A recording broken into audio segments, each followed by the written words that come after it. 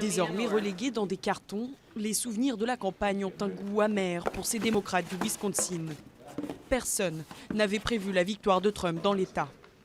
Hillary Clinton n'avait même pas pris la peine de venir y faire campagne. Vous devez faire venir le candidat ici. Les délégués, c'est bien, ils aident. Mais c'est vraiment inhabituel de ne pas faire venir le candidat. Dans les grandes villes comme Milwaukee, la participation est en berne. Clinton n'a pas su mobiliser son électorat, notamment les Afro-Américains qui représentent plus de 40% de la population de la ville. Cette année, vous savez, beaucoup de gens ne sont pas allés voter du tout, parce qu'ils ne savaient pas forcément grand-chose ni sur Trump ni sur Clinton. Derrière ces grilles, les pelleteuses effacent les derniers signes de ce qui était autrefois la prospère usine automobile de Kenosha. Quand le dernier propriétaire Chrysler a fermé les portes en 2010, 500 employés ont dû se chercher un nouvel emploi.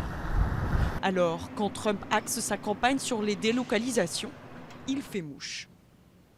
Pour les démocrates syndiqués qui ont voté pour Trump, je dirais que c'est la construction du mur avec le Mexique le déclencheur. Non pas que je crois qu'il va le construire, mais nos emplois sont détruits et vont dans d'autres pays. Et c'est ce qui s'est passé à Kenosha.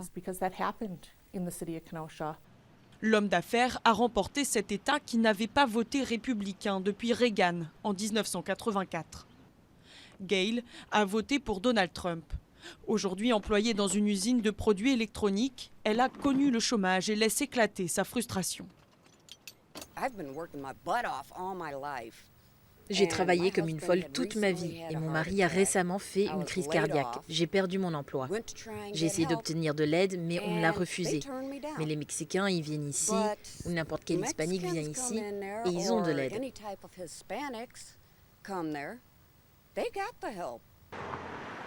Frustration, lassitude et désintérêt, voilà quelques-unes des raisons qui ont coûté le Wisconsin à Clinton à 27 000 voix près.